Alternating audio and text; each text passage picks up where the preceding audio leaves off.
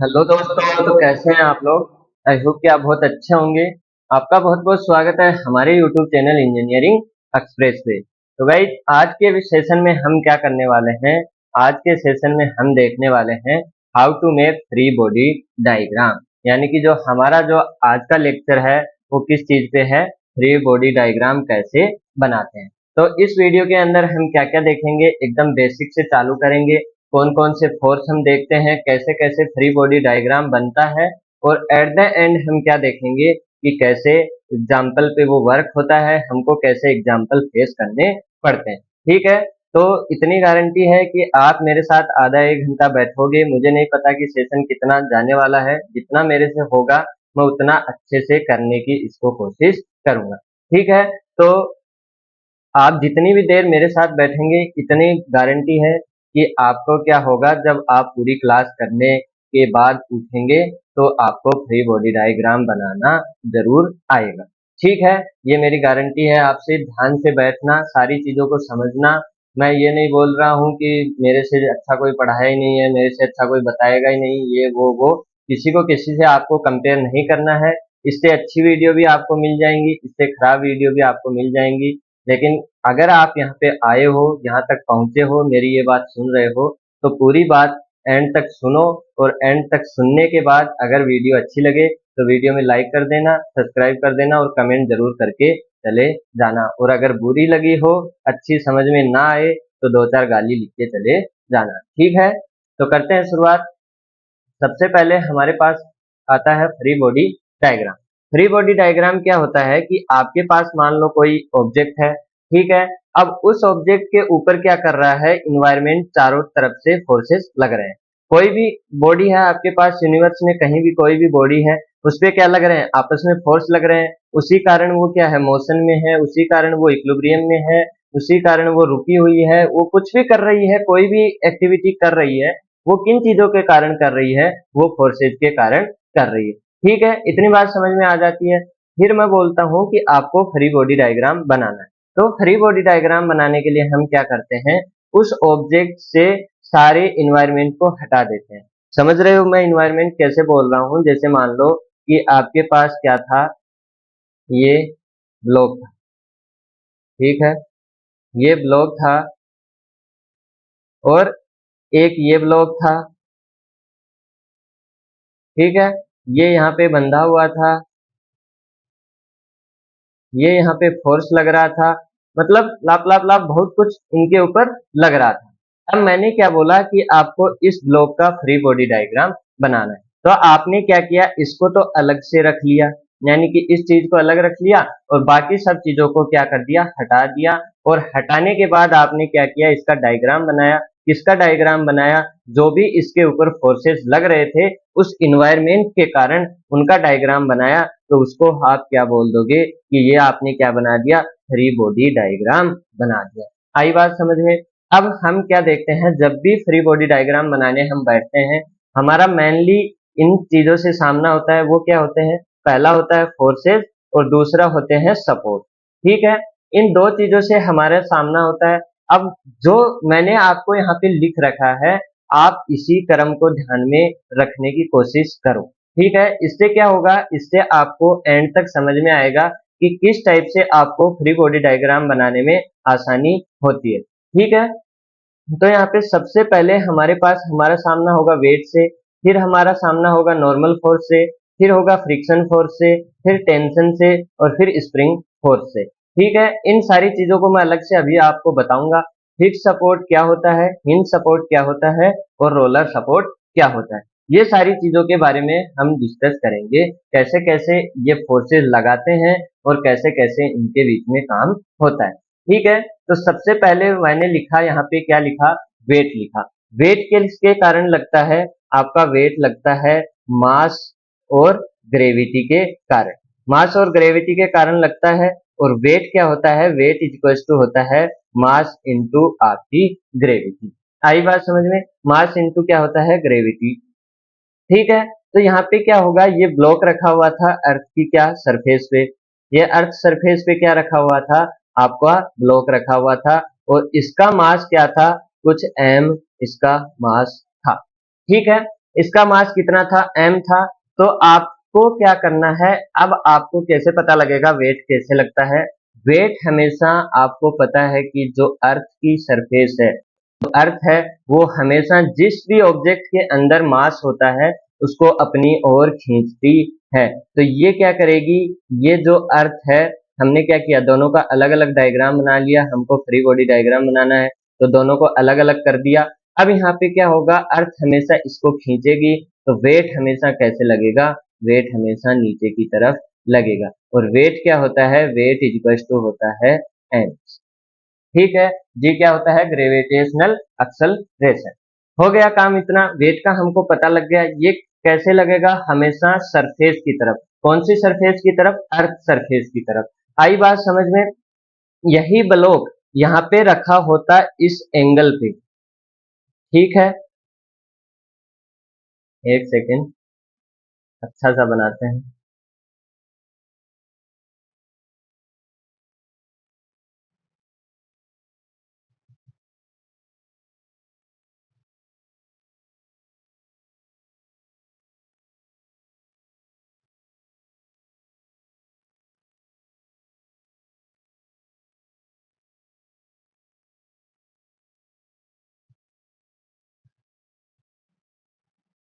यही ब्लॉक ऐसे रखा होता तो ये क्या है, अर्थ की सरफेस।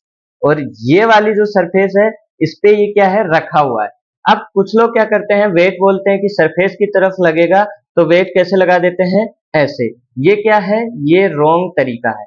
वेट ऐसे नहीं लगेगा, वेट हमेशा किस तरफ लगेगा, अर्थ की सरफेस की तरफ। तो अर्थ किधर है हमारी, तो अर्थ से चाहे आप कहीं भी हो, इसके सेंटर को कहां से करो, अर्थ की साइड इसको मूव करा दो, यानी कि इसका वेट कहां लगेगा, इसका वेट यहाँ पे लगेगा। जिस सरफेस पे रखा है उसकी तरफ नहीं लगेगा, अर्थ की तरफ लगेगा, अर्थ सरफेस की तरफ। तो हमेशा आपको अगर कोई पूछे तो हमको क्या बताना है, वेट फोर्स किधर लगेगा, हमेशा अर्थ सरफेस की तरफ लगेगा। ये हमेशा हमको ध्यान रखना है। ठीक है, तो पहला काम हो गया हमारा वेट का, और वेट हमको समझ में आ गया, वेट क्या होता है, वेट हमारा होता है mg के बराबर। अब आता है नॉर्मल फोर्स। इसको मैं नॉर्मल फोर्स ना बोल के मैं क्या यूज करता हूं, मैं यूज करता हूं टच फोर्स। ठीक है, टच फोर्स क्यों करता हूं वो आपको समझ में आ जाएगा धीरे धीरे जब आप बनाओगे। नॉर्मल फोर्स क्या होता है, आपने क्या किया, एक ब्लॉक रखा, किस पे रखा, सरफेस पे रखा। अब ये ब्लॉक क्या करेगा, ये ब्लॉक इसको नीचे की तरफ, क्या हो रहा है, इस पे क्या लगेगा, वेट लगेगा। वेट लगेगा तो ये क्या करेगा, इसके ऊपर जोर लगाएगा। अब जोर लगाएगा तो ये अर्थ सरफेस क्या करेगा, ये सहन तो करेगा नहीं। और न्यूटन थर्ड लॉ क्या बोलता है कि एवरी रिएक्शन क्या करती है, इक्वल एंड अपोजिट रिएक्शन करती है। तो यहाँ पे ये इस पे क्या करेगा, फोर्स लगाएगा, तो सरफेस क्या करेगी, सरफेस भी फोर्स लगाएगी। तो हमने क्या किया, इसका फ्री बॉडी डायग्राम बनाया। तो ब्लॉक का हमने बनाया, बाकी सब चीजों को हटा दिया। तो ब्लॉक ने क्या किया, इसके ऊपर फोर्स लगाया।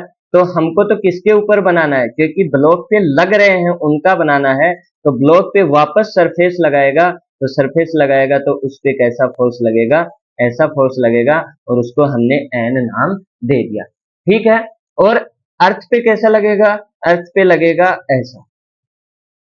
ठीक है, जिस सरफेस पे ये टच कर रहा है उस पे कैसा लगेगा, इसके इक्वल एंड अपोजिट फोर्स लगेगा। आई बात समझ में। अब कुछ लोग बोलेंगे कि इस पे तो ऐसा लगना चाहिए था, ऐसा नहीं लगना चाहिए था। हम क्या करते हैं, जब भी हम किसी चीज का फ्री बॉडी डायग्राम बनाते हैं, जैसे हमने फ्री बॉडी डायग्राम बनाया, तो हम क्या बोलते हैं कि उस ब्लॉक पे कितने फोर्स लग रहे हैं, ये नहीं देखते हैं फ्री बॉडी डायग्राम में कि वो कितने लगा रहा है, वो नहीं देखा जाता है। उस पे कितने लग रहे हैं, यानी कि उस पे कौन कौन से फोर्स और कहां कहां से लग रहे हैं, वो हम हमेशा देखते हैं। ठीक है, तो यहाँ पे कितना लगेगा, इस पे लगेगा, इसके कारण यानी कि सरफेस के कारण, तो हम वो वाला देखेंगे, ना कि ये देखेंगे कि ये किस पे कितना लगा रहा है। ठीक है, अगर ब्लॉक का सिर्फ फ्री बॉडी डायग्राम बनाना है तो ब्लॉक के ऊपर कितने लग रहे हैं वो देखेंगे। अगर सरफेस का फ्री बॉडी डायग्राम बनाना है तो सरफेस पे कितने लग रहे हैं वो वाले फोर्सेस देखेंगे। ठीक है। और नॉर्मल फोर्स की खासियत है, नॉर्मल फोर्स कहाँ पे लगता है, नॉर्मल फोर्स जिस भी सरफेस पे आप पे टच करता है उस सरफेस के परपेंडिकुलर लगता है। ठीक है। वेट में और नॉर्मल फोर्स में समझ में आया अंतर। वेट क्या करता है, वेट सरफेस की तरफ लगाता है, सरफेस की तरफ लगता है, हमेशा ध्यान रखना अर्थ सरफेस की तरफ लगता है। लेकिन नॉर्मल फोर्स क्या करता है, जिस सरफेस से वो टच होता है उसके परपेंडिकुलर लगता है। आई बात समझ में, उसके नॉर्मल लगता है। यहाँ पे देखो ये वाला ब्लॉक है, ये वाला रखा हुआ है, तो यहाँ पे क्या करेगा, ये नॉर्मल फोर्स ऐसे ना लग के ये कहाँ पे लगेगा, ये इसके परपेंडिकुलर जहाँ पे टच हो रहा था वहां पे लगेगा। और यहाँ पे कैसे लगेगा, यहाँ पे लगेगा ऐसे। आ रही ये बात समझ में, मैंने क्या बोला समझ में आया। दोनों बातों में अंतर आपको याद करना है, पहला क्या है वेट के अंदर, ठीक है, और दूसरा क्या है नॉर्मल फोर्स के अंदर। वेट क्या होता है, हमेशा अर्थ सरफेस की ओर लगता है, इन दोनों में कई बार कंफ्यूज हो जाते हैं लोग। और नॉर्मल फोर्स हमेशा किस तरफ लगता है, जिस सरफेस से टच हो रहा है उसके परपेंडिकुलर, सरफेस के नॉर्मल लगता है। आई बात समझ में, ठीक है। और इक्वल एंड अपोजिट, तो ये इस पे n1 लगाएगा तो ये भी इस पे कितना लगाएगा, n1 लगाएगा। ठीक है। यहाँ पे देखो, यहाँ पे एक चीज होती है कि यहाँ पे कितना बार टच कर रहा है, यहाँ पे टच कर रहा है, यहाँ पे टच कर रहा है, यहाँ पे टच कर रहा है। तो मैं इसको टच फोर्स क्यों बोलता हूँ, क्योंकि हमारा जहां जहां भी कोई चीज है वो आपस में टच कर रही है, वहां वहां हम कौन सा फोर्स लगाते हैं, नॉर्मल फोर्स लगाते हैं। आई बात समझ में, मैंने इसको टच फोर्स क्यों बोला था शुरू में, नॉर्मल फोर्स ना बोल के मैं इसको टच फोर्स यूज करता हूँ। क्यों यूज करता हूँ, क्योंकि हम जहां भी क्या लगाते हैं, जहां भी ये ब्लॉक टच होते हैं आपस में, वहां हम कौन सा फोर्स यूज करते हैं, नॉर्मल फोर्स यूज करते हैं। आई बात समझ में, तो ये यहाँ पे ए पे टच हो रहा है, बी पे टच हो रहा है, सी पे टच हो रहा है, तो यहाँ पे हम कौन कौन से फोर्स लगाते हैं, जैसे यहाँ पे टच हो रहा है तो इसके परपेंडिकुलर ये हो गया आपका एन ई, ठीक है। यहाँ पे टच हो रहा है तो हम यहाँ पे परपेंडिकुलर फोर्स लगाते हैं, ये क्या हो गया एन बी। और यहाँ पे टच हो रहा है तो हम यहाँ पे लगाते हैं एन सी, ठीक है। अब सेम इस पे लगेंगे इक्वल एंड अपोजिट, तो यहाँ पे टच हुआ तो ये यहाँ पे लगेगा एन ए, यहाँ पे टच हुआ तो इस पे इक्वल एंड अपोजिट लगेगा एन सी, और यहाँ पे टच हुआ तो इसके इक्वल एंड अपोजिट लगेगा एन बी। आई बात समझ में। अब कई बार क्या होता है कि हमको दिख रहा है ऐसा लेकिन वैसा होता नहीं है, दिख रहा है ऐसा, कई बार हम बोलते हैं कि कई बार जैसा होता है वैसा दिखता नहीं है और जैसा दिखता है वैसा होता नहीं है। तो सेम वही हाल यहाँ पे होता है कि आपने यहाँ पे N B N C N A लिख तो दिया, लेकिन कई बार आप क्या करते हो जब सोल्विंग करते हो तो एन बी और एन सी की वैल्यू 0 आ जाती है। वो कैसे आ जाती है, वो ऐसे आ जाती है कि हम क्या मानते हैं, जब एन बी और एन सी की वैल्यू आती है हमारे पास क्या होता है, अगर एन बी और एन सी की वैल्यू आ रही है इसका मतलब क्या होता है कि ये जो ब्लॉक है, ये ब्लॉक क्या कर रहा है, इस सरफेस पे कुछ न कुछ फोर्स लगा रहा है। लेकिन अगर इनकी वैल्यू 0 आ गई इसका मतलब क्या है कि ये हमको टच होते हुए तो दिख रहे हैं, लेकिन यहाँ पे ये ब्लॉक इस दीवार पे या फिर ये दीवार इस ब्लॉक पे कोई फोर्स नहीं लगा रही है, हमको सिर्फ टच होते हुए दिख रहे हैं, यानी कि ये एकदम जस्ट टच पोजीशन में ही है, आपस में कोई फोर्स डिस्ट्रीब्यूट, कोई फोर्स शेयर नहीं कर रहे हैं। ठीक है। आगे देखो, थर्ड आता है हमारा फ्रिक्शन फोर्स। फ्रिक्शन फोर्स क्या होता है, फ्रिक्शन फोर्स होता है हमारा F is equal to mu N, और म्यू क्या होता है फ्रिक्शन कोफिशिएंट, और एन क्या होता है आपका नॉर्मल फोर्स। ठीक है। तो फ्रिक्शन हमेशा क्या लगता है, फ्रिक्शन आपको पता है, फ्रिक्शन हमेशा मोशन को क्या करता है, अपोज करता है। फ्रिक्शन मोशन को अपोज करता है तो ये क्या करेगा, जिस साइड में मोशन होगा उस साइड के अपोजिट लगेगा, ये हमेशा जिस तरफ मोशन होगा उसके क्या लगेगा, अपोजिट लगेगा।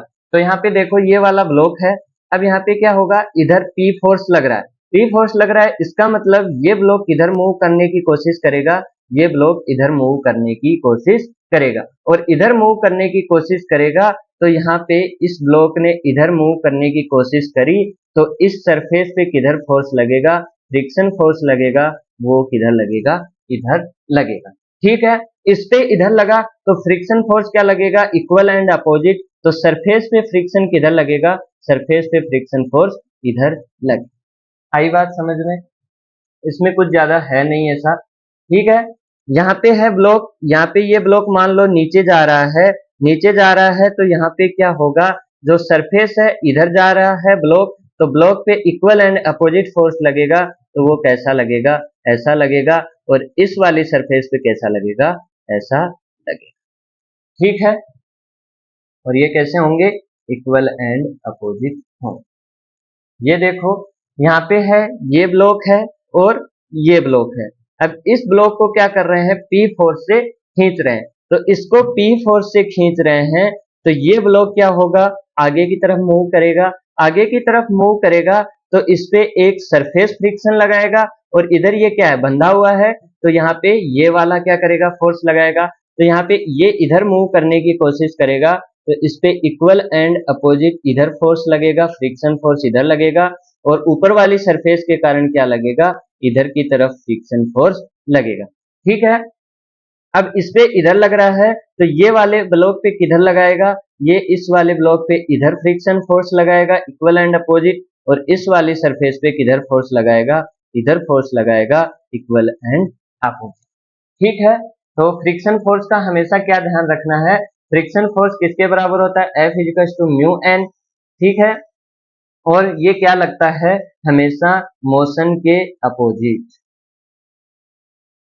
ठीक है, ये क्या लगता है, मोशन के अपोजिट लगता है। आई बात समझ में? अगला है टेंशन फोर्स। टेंशन फोर्स जब भी बनाते हैं, टेंशन फोर्स कहाँ पे आता है आपका, टेंशन फोर्स आता है स्ट्रिंग के अंदर, हिंदी में बोले तो रस्सी के अंदर। तो यहाँ पे क्या होगा, ये आपकी पुली है, इसको पुली बोलते हैं, और यहाँ पे क्या लगा हुआ है, एक ब्लॉक लगा हुआ है, और यहाँ पे आप इसको क्या कर रहे हो, या फिर यहाँ पे मान लो दूसरा ब्लॉक लगा हुआ है, या फिर आप इसको F फोर्स से खींच रहे हो।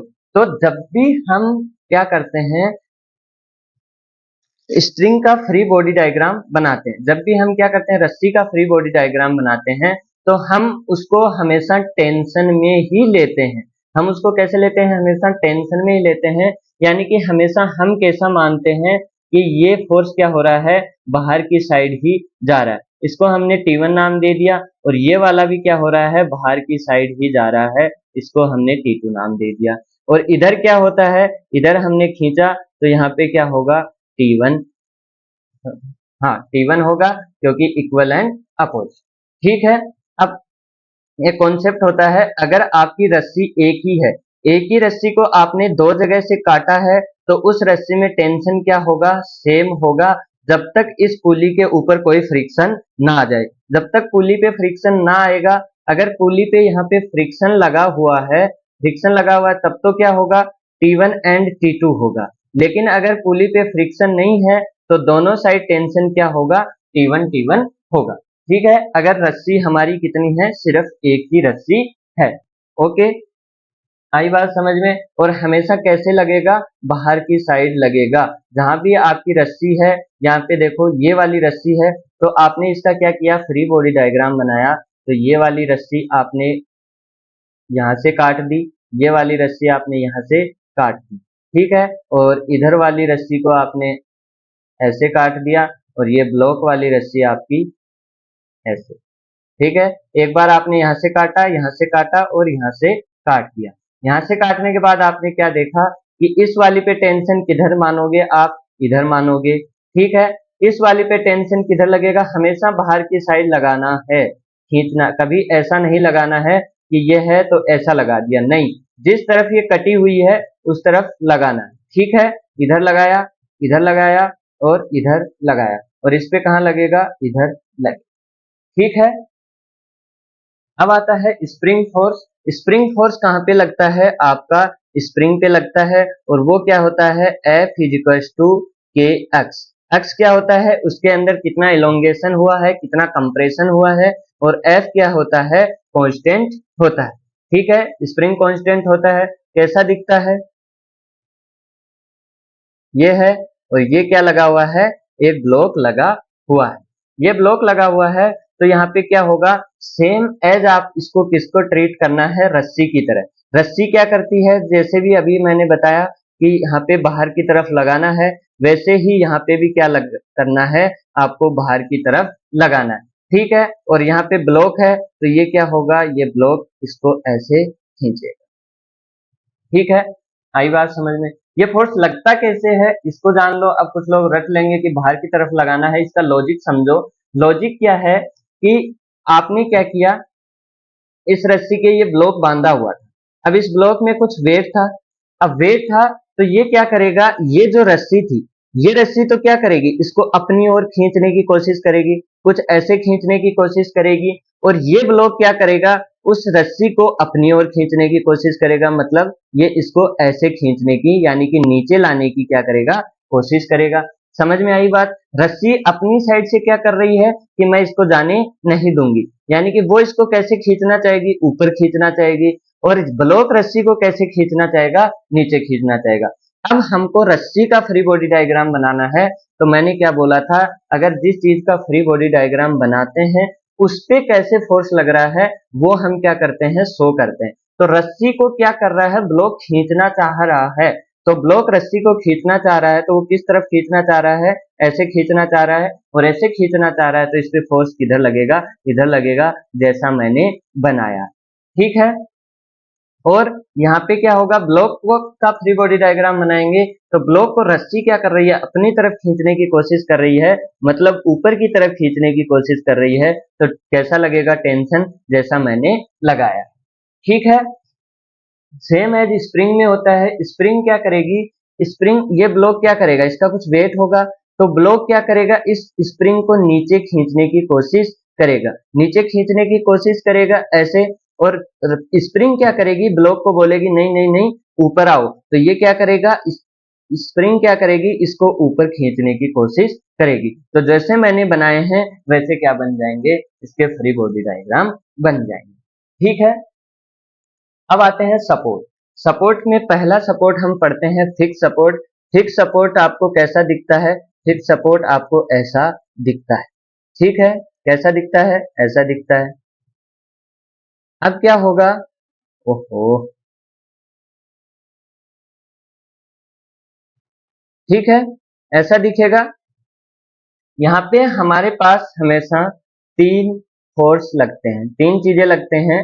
पहला क्या होते हैं, दो फोर्स लगते हैं, रिएक्शन फोर्स जिनको बोलते हैं, और एक हमारा क्या लगता है, मोमेंट लगता है।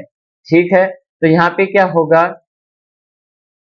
एक रिएक्शन फोर्स ऐसे लगेगा, एक रिएक्शन फोर्स आपके पास ऐसा लगेगा, और एक मोमेंट आपके पास कैसा लगेगा, ऐसा लगेगा। इसको मान लो हमने आर वाई नाम दे दिया, इसको आर एक्स दे दिया, और इसको हमने एम नाम दे दिया। अब ये लगता क्यों है, देखो यहाँ पे मान लो इसका कोई वेट है, तो वेट के कारण क्या होगा, वेट में वाई में इसको बैलेंस करना पड़ेगा।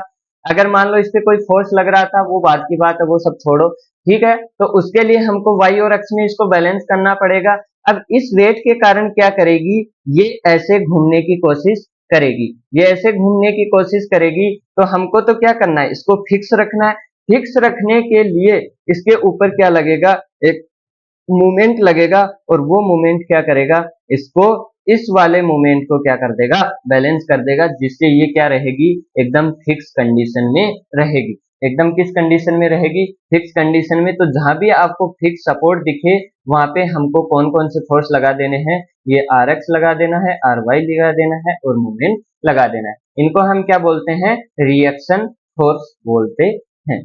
ठीक है, फिर आता है हमारे पास हिंज सपोर्ट। हिंज सपोर्ट के अंदर क्या होता है कि ये जो आपकी बीम है, ये बीम है, ये क्या कर सकती है, इस पॉइंट के अबाउट रोटेट कर सकती है। इस पॉइंट के अबाउट क्या कर सकती है, रोटेट कर सकती है। तो यहाँ पे हमारे पास सिर्फ दो फोर्स लगते हैं। पहला लगता है रिएक्शन आर एक्स में, वाई में लगता है, और दूसरा हमारे पास किस में लगता है, आर एक्स में लगता है। क्यों लगते हैं? आपके वेट के कारण लगते हैं। यहाँ पे वेट फोर्स लगेगा तो इस वेट को बैलेंस करना पड़ेगा, या फिर अदर कोई फोर्स लग रहा है तो उसको बैलेंस करना पड़ेगा। लेकिन वेट के कारण क्या होगा, इसके अंदर मूवमेंट आएगा। मूवमेंट आएगा तो ये क्या करेगा, घूमना चाहेगा। और यहाँ पे तो आपके पास क्या है, कंडीशन फ्री है कि आप घूम सकते हो, तो यहाँ पे घूमो, इसको रोकने वाला कोई भी नहीं है। वो कहाँ था, फिक्स सपोर्ट में इसको रोकने वाला था, इसलिए उसने क्या किया, अपना मूवमेंट लगा के उसको रोका। लेकिन हिंज सपोर्ट में इसको कोई रोकने वाला नहीं था, तो ये क्या हो गया, अपना काम कर रहा है, उसको कोई मतलब नहीं है। वो सिर्फ दो फोर्स लगाएगा, एक आर एक्स लगाएगा और एक आर वाई लगा लेगा। ठीक है, इनके आप नाम अलग कर सकते हो, इसको कोई कुछ लिखना चाहे, कोई कुछ लिखना चाहे, बस आपको ध्यान ये रखना है कि दो फोर्स लगेंगे। फिर आता है रोलर सपोर्ट। रोलर सपोर्ट आपको कैसा दिखता है, ऐसा दिखता है, नीचे दो टायर आपके पास रहते हैं। अब यहाँ पे क्या होता है, यहाँ पे सिर्फ एक फोर्स लगता है, ये वाला हिंज सपोर्ट है, तो यहाँ पे इसको बना दो। और ये यहाँ पे क्या है, रोलर सपोर्ट। तो रोलर सपोर्ट हमेशा एक फोर्स लगाता है, आर, इसको हम नाम दे देते हैं आर। और ये हमेशा कैसे लगाता है, जितने एंगल पे रहता है। अगर यही फोर्स ऐसे किसी एंगल पे रहता, मान लो 45 पे रहता, तो ये ऐसे लगाता है, यानी कि हमेशा क्या लगाता है, नॉर्मल फोर्स लगाता है। आ रही है बात समझ में? तो जहां पे भी आपको क्या दिखे, ऐसे टायर दिखे, वहां पे एक फोर्स लगता है। अब आप सोच रहे होंगे कि ये यहाँ पे भी तो ये वाला फोर्स लग सकता था, ये वाला फोर्स नहीं लगेगा, क्योंकि अगर इस डायरेक्शन में इस पे फोर्स लगा, इस बीम पे फोर्स लगा, तो ये क्या करेगा, आगे मूव करना चालू कर देगा। यानी कि ये जो सपोर्ट है, ये क्या करेगा, इसके टायर लगे हुए हैं, ये टायर से क्या करेगा, आगे मूव करना चालू कर देगा। ये सिर्फ इस बीम को एक ही डायरेक्शन में रजिस्ट करेगा, वो कौन सी है, वाई डायरेक्शन में। इस वाई डायरेक्शन में इस बीम को ये नहीं जाने देगा, एक्स डायरेक्शन में ये बीम आपकी कहीं पे भी जा सकती है, इसलिए ये क्या करेगा, यहाँ नहीं लगेगा, यहाँ पे ये वाला फोर्स नहीं लगेगा। आ रही है बात समझ में? यहाँ पे ये फोर्स नहीं लगेगा, क्योंकि एक्स डायरेक्शन में ये बीम कहीं भी जा सकती है, सिर्फ वाई डायरेक्शन में नहीं जा सकती। आपने पढ़ा होगा या फिर देखा होगा कि जो बड़े ब्रिज होते हैं, जो बड़े ब्रिज होते हैं, उसके एंड में ऐसे रोलर्स लगे होते हैं। आप इंटरनेट पे सर्च करके देखना, ऐसे रोलर्स लगे होते हैं। वो क्यों लगे होते हैं, क्योंकि सर्दी गर्मियों में क्या होते हैं, ब्रिज छोटे बड़े होते हैं, ठीक है, एलोंगेशन होता है, तो क्या होता है, ये वाले रोलर्स क्या होते हैं, आगे पीछे मूव करते हैं, आगे पीछे मूव करते हैं। अगर यहीं पे हिंज सपोर्ट लगा दिया तो वो ब्रिज क्या हो जाएगा, बीच से टूट जाएगा। तो वो क्यों लगाते हैं कि वाई डायरेक्शन में, यानी कि ऊपर से तो उसके क्या चलती हैं, गाड़ियां चलती हैं, गाड़ियां चलती हैं, तो इसको वाई डायरेक्शन में तो क्या चाहिए, सपोर्ट चाहिए। लेकिन एक्स डायरेक्शन में क्या कर सकते हैं, एक्स डायरेक्शन में वो क्या होगा, उसका एलोंगेशन होगा, तो हमको उसको आगे पीछे मूव कराना पड़ेगा। उसके लिए हम क्या करेंगे, रोलर सपोर्ट का यूज करेंगे। तो रोलर सपोर्ट हमेशा एक नॉर्मल फोर्स लगाता है, सिर्फ नॉर्मल रिएक्शन लगाता है, और उसको हम क्या बोलते हैं, आर बोल देते हैं। ठीक है, तो यहाँ पे हमने सारी चीजें देख ली, कौन सी कैसे वर्क करती है। एक बार क्विक सा रिवीजन कर लो, फिर इसके एग्जाम्पल करते हैं। ठीक है, सबसे पहले तो आप ये ऑर्डर ध्यान रखो। ऑर्डर क्या ध्यान रखना है, सबसे पहले हमको जब भी फ्री बॉडी डायग्राम बनाना है, वेट लगाना है। आप 2 बार रिवाइज करो, आपको याद हो जाएगा। फिर हमको क्या लगाना है, टच फोर्स या फिर नॉर्मल फोर्स। फिर हमको फ्रिक्शन फोर्स देखना है, फिर हमको टेंशन फोर्स देखना है, फिर हमको स्प्रिंग। ऐसे याद रखोगे तो आपसे चीजें छूटेंगी नहीं। ज्यादातर लोग क्या करते हैं, बताते सारी चीजें हैं, लेकिन आपको ये नहीं बोलते हैं कि इनका एक ऑर्डर रखो। मेरा कहना ये है, अगर आप मानोगे तो आपकी अच्छी की बात है, ना मानोगे तो और भी अच्छी की बात है। सारी चीजें इस ऑर्डर में याद रखो, ठीक है, पहले ये तीनों और फिर ये तीनों। इस ऑर्डर में याद रखने से क्या होगा, आपसे चीजें छूटेंगी नहीं। वरना क्या होता है ना, जब भी हम फ्री बॉडी डायग्राम बनाने बैठते हैं, कुछ ना कुछ छोड़ देते हैं, और कुछ ना कुछ छूटा तो कुछ ना कुछ बड़ा लोचा हो जाता है। ठीक है, तो सबसे पहले ध्यान रख लो, weight force, weight force, weight force, फिर normal force, normal force, normal force, फिर friction, friction, friction, tension, tension, tension, spring, spring, spring, fixed hinge roller, fixed hinge roller. ठीक है, तो यहाँ पे क्या होगा, वेट मैंने बता दिया, वेट हमेशा किसकी तरफ लगेगा, सरफेस, अर्थ सरफेस की तरफ। नॉर्मल फोर्स हमेशा जहां जहां टच होगा चीजें, वहां वहां लगेगा, और कैसा लगेगा, परपेंडिकुलर डायरेक्शन में लगेगा सरफेस के। ठीक है, फ्रिक्शन फोर्स हमेशा मोशन के अपोजिट लगेगा। टेंशन हमेशा किधर लगेगा, बाहर की साइड लगेगा। और स्प्रिंग सेम एज लगेगा। फिक्स सपोर्ट के अंदर हमारे पास दो फोर्स होते हैं, एक मूवमेंट होता है। हिंज के अंदर हमारे पास दो रिएक्शन होते हैं, और रोलर के अंदर हमारे पास सिर्फ एक रिएक्शन फोर्स होता है। ठीक है, इतने तक आपको सारी चीजें समझ में आ गई तो आप सारा फ्री बॉडी डायग्राम बना दोगे। तो देखो पहला एग्जांपल देखते हैं, ये हमको बनाना है और इसका हमको मास m दिया हुआ है। ठीक है, और यहाँ पे सरफेस पे फ्रिक्शन दिया हुआ है।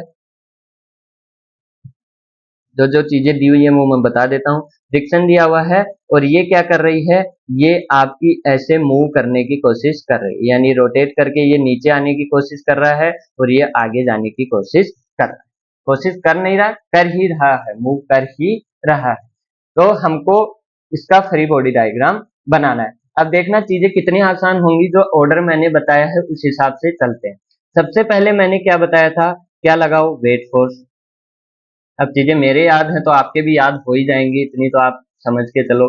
तो वेट फोर्स मैंने क्या बताया था, वेट फोर्स आप किसी भी एंगल पे खड़े हो आपको कोई मतलब नहीं है, आपको एंगल से मतलब है ही नहीं, आपको एंगल से मतलब नहीं है। हमको किस चीज से मतलब है, हमको मतलब है तो वो क्या चीज है, वो है हमारी अर्थ सरफेस। और अर्थ सरफेस हमको कहाँ दिख रही है, हमको यहाँ पे दिख रही है। ठीक है, हमको यहाँ पे सरफेस दिख रही है, तो इसके तरफ हमको लगा देना है एकदम सीधी डायरेक्शन में, यानी कि 90 डिग्री एंगल पे। तो ये हमारा क्या हो गया, वेट फोर्स हो गए। देखना कितनी आसानी से चीजें होंगी। दूसरा हमारा क्या होता है, नॉर्मल फोर्स बोल दो या फिर उसको क्या बोल दो, टच फोर्स। मेरी मानो तो उसको टच फोर्स याद रखो। ठीक है, अब ये टच कहाँ कहाँ कर रहा है, एक तो ये यहाँ पे टच कर रहा है और एक ये यहाँ पे टच कर रहा है। तो जहां जहां टच कर रहा है वहां वहां हम क्या लगाते हैं, नॉर्मल फोर्स। तो यहाँ पे टच कर रहा है तो यहाँ पे जहां पे भी टच कर रहा है वहां से नॉर्मल फोर्स लगा दिया, ये लगा दिया, इसको नाम हमने दे दिया N1। और यहाँ पे टच कर रहा था तो इसके नॉर्मल हमने फोर्स लगा दिया और वो कितना हो गया, N2 हो गया। दो काम हो गए अपने। तीसरा मैंने क्या बताया था, तीसरा मैंने बताया था फ्रिक्शन फोर्स। ठीक है, फ्रिक्शन फोर्स बताया था। तो यहाँ पे अगर इस सरफेस पे फ्रिक्शन लग रहा है, इस सरफेस पे और इस सरफेस पे फ्रिक्शन लग रहा है, तो आपने क्या देखा कि ये किधर मूव कर रहा है, ये इधर मूव करने की कोशिश कर रहा है। इधर मूव करने की कोशिश कर रहा है तो इसके इक्वल, सॉरी इक्वल है, इसके अपोजिट क्या लगेगा, फोर्स लगेगा। तो वो कैसे लगेगा, वो कुछ ऐसे लगेगा। ठीक है, तो यहाँ पे क्या लगेगा, फ्रिक्शन फोर्स लगेगा। और आपने ये वाला हिस्सा देखा तो ये क्या कर रहा है, ये नीचे मूव करने की कोशिश कर रहा है। तो फ्रिक्शन फोर्स कैसा लगेगा, ऊपर की ओर लगेगा, क्योंकि अपोजिट डायरेक्शन में लगता है। तो ये कैसे लगेगा, ऊपर की ओर लगेगा और ये क्या आएगा, एफ आएगा। आ रही है बात समझ में। चौथा काम हमारा क्या था, चौथा काम हमारा था टेंशन देखना। टेंशन हमारा हमेशा स्ट्रिंग में होता है, रस्सी में होता है, रस्सी यहाँ पे है नहीं। फिर हमको क्या देखना था, स्प्रिंग फोर्स। स्प्रिंग यहाँ पे है नहीं तो हमको कुछ लगाना नहीं है। फिर हमको क्या देखना था, सपोर्ट रिएक्शंस। और सपोर्ट हमारा यहाँ पे कोई भी सपोर्ट नहीं है तो वो भी कुछ नहीं लगेगा। तो हमने लाइन से चालू किया और ये हमारा क्या बन गया, फ्री बॉडी डायग्राम बन गया।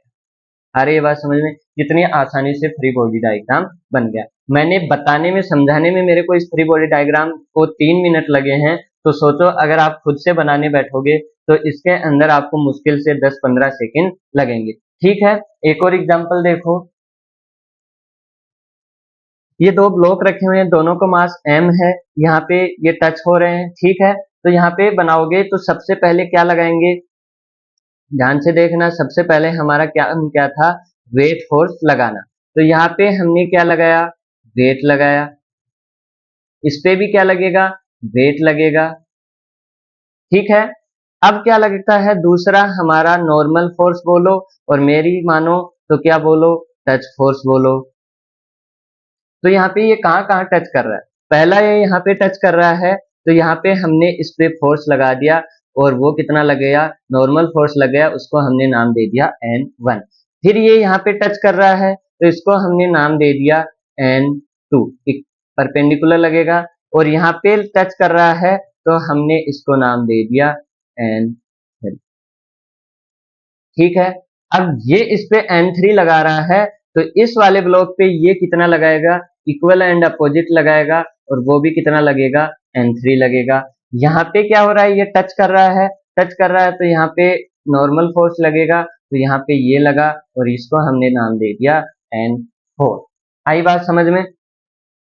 इस वाले सरफेसों का हम बनाते नहीं है क्योंकि हमको क्वेश्चन के अंदर जो भी पूछा जाता है उनमें हमको जरूरत पड़ती नहीं है, इसलिए हम जो अंदर की चीजें होती हैं उन्हीं चीजों का बनाते हैं। इन सरफेस का फ्री बॉडी डायग्राम हम कभी मैंने तो इतने साल हो गए पढ़ते हुए कभी देखा नहीं है कि हमको इसकी जरूरत पड़ी हो, तो इसलिए हम इस पे जाते नहीं है। ठीक है, फिर हमारा क्या आता है, थर्ड फ्रिक्शन आता है। तो यहाँ पे कोई फ्रिक्शन फोर्स है नहीं, ना कोई टेंशन है, ना कोई स्प्रिंग है, ना कोई सपोर्ट है, तो आगे की सारी चीजें क्या है, कुछ भी नहीं है। तो हमारा काम यहीं पे हो गया, यानी कि ये हमारा क्या बन गया, इसका फ्री बॉडी डायग्राम बन गया।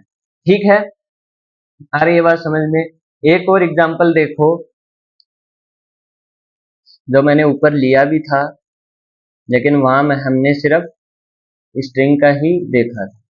ठीक है, तो ये देखो जल्दी से।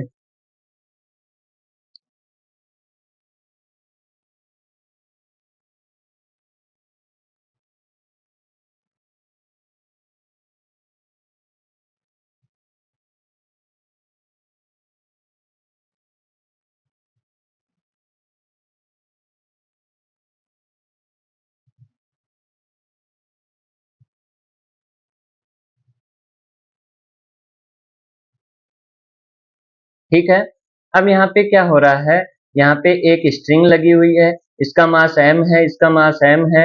ये यहाँ से P फोर्स से इसको खींच रहे हैं और यहाँ पे फ्रिक्शन है और यहाँ पे भी क्या है, फ्रिक्शन है। ठीक है, तो यहाँ पे जब हम बनाएंगे तो यहाँ पे क्या हो रहा है, ये क्या कर रहा है, इसको P फोर्स से खींच रहा है। तो ये तो हमको सबसे पहले बनाना ही बनाना है, इसमें तो कोई हमको कुछ सोचने वाला है नहीं। तो सबसे पहले हम क्या लगाते हैं, सबसे पहले मैंने आपको बताया है वेट लगाते हैं। और वेट लगाते हैं वो कैसे लगता है, हमेशा सरफेस की तरफ। तो इसका वेट किधर लगेगा, इसका वेट इधर लगेगा जिसको हमने W1 बोल दिया, और इसका वेट किधर लगेगा, इसका वेट हमारा इधर लगेगा जिसको हमने W2 बोल दिया। ठीक है, फिर सेकंड नंबर पे हमारे पास आता है, और वो क्या आता है, हमने बोला था नॉर्मल फोर्स बोलो या हमारा टच फोर्स बोलो। तो यहाँ पे क्या होगा, सरफेस पे ये ब्लॉक फोर्स लगाएंगे, तो ब्लॉक पे क्या लगाएगी, सरफेस फोर्स लगाएगी। तो यहाँ पे हमने इसको नाम दे दिया N1 नाम दे दिया। अब ये वाला ब्लॉक इस वाले ब्लॉक पे फोर्स लगाएगा, तो ये वाला ब्लॉक भी इस वाले ब्लॉक पे फोर्स लगाएगा, तो वो कैसा दिखेगा, ऐसा दिखेगा। ठीक है, और ये इक्वल एंड अपोजिट लगेंगे, तो ये कैसे होगा, ये भी N2 होगा। ठीक है, ये भी N2 होगा। तीसरे नंबर पे हमने क्या देखा था, फ्रिक्शन फोर्स देखा था। तो फ्रिक्शन फोर्स देखा था, तो ये ब्लॉक क्या करेगा, इस फोर्स के कारण इधर मूव करने की कोशिश करेगा। तो इधर मूव करने की कोशिश करेगा, तो इस वाले ब्लॉक पे फ्रिक्शन किधर लगेगा, इसके कारण इधर लगेगा, और नीचे वाले सरफेस के कारण किधर लगेगा, इधर लगेगा। ठीक है, और ये इधर लगेगा, तो इस वाले सरफेस पे फोर्स किधर लगेगा, इस साइड में लगी। आ रही है बात समझ में? ठीक है, फोर्थ नंबर पे मैंने क्या बताया था, टेंशन बताया था। टेंशन बताया था, तो यहाँ पे क्या लगी हुई है, एक रस्सी लगी हुई है।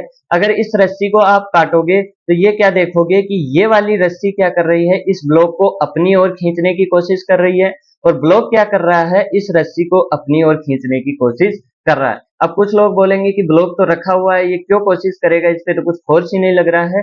इस पे फोर्स लग रहा है एक्स डायरेक्शन में, फ्रिक्शन फोर्स। तो ये क्या करेगा, ये ब्लॉक इस फोर्स के कारण आगे मूव करने की कोशिश करेगा, लेकिन रस्सी बोलेगी नहीं नहीं नहीं तुम मेरी तरफ आओ, और ब्लॉक क्या बोलेगा, नहीं नहीं नहीं तुम मेरी तरफ आओ। तो यहाँ पे क्या होगा, जो टेंशन फोर्स है वो किधर लगेगा, टेंशन फोर्स T1 इधर लगेगा। ठीक है, तो ये क्या बन गया, दोनों ब्लॉक का फ्री बॉडी डायग्राम बन गया। और आगे हमारे पास क्या था, स्प्रिंग था। तो यहाँ पे कोई स्प्रिंग नहीं है, तो उससे कोई लेना देना नहीं है, और ना ही कोई सपोर्ट है, तो उससे भी हमको कोई लेना देना नहीं है। ठीक है, आई बात समझ में? तो ये हमारा बन गया फ्री बॉडी डायग्राम। एक और हम देख लेते हैं, वो सपोर्ट वाला देख लेते हैं।